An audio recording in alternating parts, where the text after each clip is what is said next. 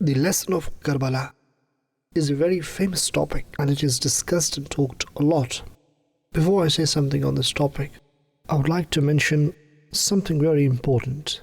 We should ponder that whole life we listen about many different accounts. We listen words of nasiha and beautiful talks, but here we must ponder and think which piece of advice and nasiha we have practically implemented in our life. Have we changed our lifestyle after listening to that nasiha? Is there any lesson which beautified our character? Have we abandoned any bad habit? Even if we listen speeches and nasiha whole life, but we don't change our character, we do not see its effects, we do not see the light of nasiha reflecting on our character, then probably it is not that beneficial as it should be. The sad incident which happened in the plains of Karbala and the way Imam Hussain radiallahu anh showed his noble character, his steadfastness. This incident contains a few very important elements. Here, very first point is that Imam Hussain radiallahu ta'ala anh was living a very comfortable and peaceful life in the city of his grandfather, Madani Channel, which includes a very long reign of Sayyidina Amir Muawiyah radiallahu ta'ala anh. This ruling period stretched over around 20 years. And during this time, Imam Hussain radiallahu ta'ala anh was living a comfortable life, which included salah, recitation of Quran, worshipping Allah subhanahu wa ta'ala, doing charity, helping the needy, and following the commandments of Allah. During this time frame of 20 years, Sayyidina Imam Hussain radiallahu ta'ala anh did not take any step which could be classed as something out of routine or a step taken to challenge the ruling government, which could cause anarchy or chaos. He did nothing like that. But then what actually happened? What did actually force him to leave Madinatul Nabi Zadahallahu Sharfan wa Ta'zima with his family? Kept on traveling miles and miles all the way down to Karbala, where he sacrificed his own life as well as lives of his family members, and finally they embraced the honor of martyrdom. And the reason and account is known to everyone. The account is that Yazid had sat on the throne of power. He had become a ruler. He was surely a cruel ruler. He was not only cruel but also open sinner, and he was dishonest in the matters of treasury, Baitul Mal. He was not conscious about halal or haram. He used to practice haram acts. The kingdom, which had legacy of Khulafa'i Rashidun and Sayyidina Amir Muawiyah radiallahu ta'ala anh, where teachings of Islam, Quran and Hadith were prominent, where nobility and piety were dominant in society. And when Yazid came in power, he started to destroy the true and beautiful image of Islam. He started promoting indecency and sins. When he started destroying the true image of Islam on such a big scale, Imam Hussain radiallahu ta'ala anh decided to challenge him. Radiallahu anh confronted Yazid, proclaimed the words of righteousness in front of cruelty and indecency. He radiallahu anh stood in front of a ruler to protect true Islamic teachings and values without fearing calamities.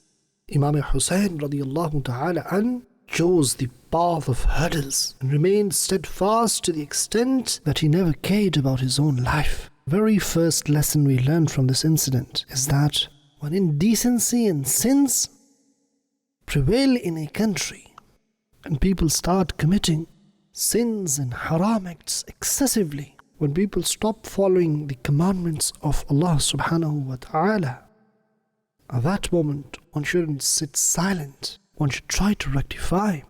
But unfortunately nowadays, in an Islamic state, indecency, vulgarity and all sorts of different sins, they are being promoted. And remember, these were things against which Sayyidina Imam Hussain radiallahu ta'ala anh stood. He said, reality is we listen and mention the accounts of Karbala and the noble character of Imam Hussain radiallahu ta'ala anh. We don't seem to follow the footsteps and the true essence of the reason behind the incident of Karbala. This is first lesson.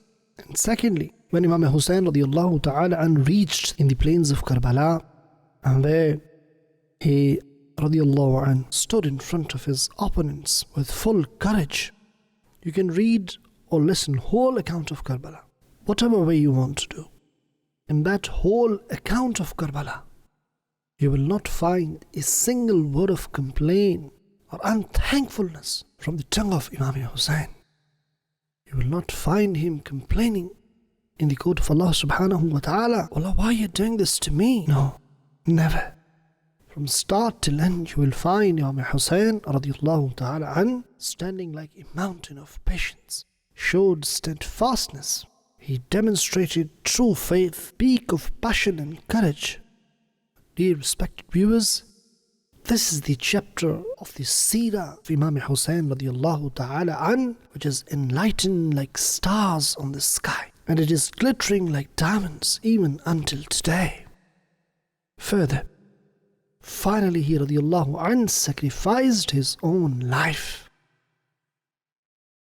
And sacrificing this life was the demonstration of that very verse which a bondsman proclaims in the court of Allah subhanahu wa ta'ala, as stated in Quran in these words: Inna salati wa nusuki wa mahyaya wa mamati lillahi rabbil alameen. Undoubtedly my salah and my sacrifice and my living and my passing away are all for Allah, who is Lord of all the worlds.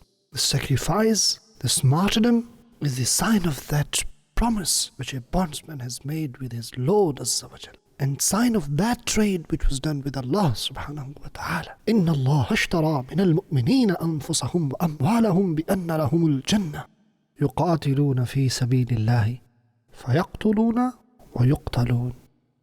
Indeed, Allah has purchased from the Muslims their wealth and lives in the exchange that for them is paradise. They fight in Allah's cause. They slay and are slain. Subhanallah. Glad tidings is for them. And that glad tidings is in Torah and in Injil. This is the personality of Imam Hussein. So there are many lessons which can be learned from the Seerah, life and legacy of Imam Hussein radiallahu ta'ala an, which includes patience as well as firm determination, not uttering a single sentence of complaint and impatience. That also includes standing to raise flag of Islam and to help the religion of Allah Azza wa Jal. Removal of evil from society. Where it is possible to remove evil through tongue shall be done. And where it is possible to remove evil through one's hands and power, that shall be done. This is the essence of lesson of Karbala. This is what we learn from the martyrdom of Imam Hussein radiallahu anhu. We should ponder and reflect a bit. Probably every year we recall that sad incident of Karbala. We talk about the Seerah, talk about life and legacy of Imam Hussein, but don't seem to follow his blessed footsteps. We do not focus his worship, his sujood, his qiyam and his recitation. We don't seem to learn a lesson from his patience, from his courage and determination, and from those sacrifices he made only to help the religion of Allah subhanahu wa ta'ala. This is something we need to reflect. What have we learned from the life and legacy of Imam Hussein radiallahu anhu? In case we have learned lessons from his life, then that's great. And if not, we should work on that. And we should add those beautiful attributes what he possessed in our life too. May Allah give us ability to do that. Ameen. We love Madani Channel. We love Madani Channel. We love Madani Channel.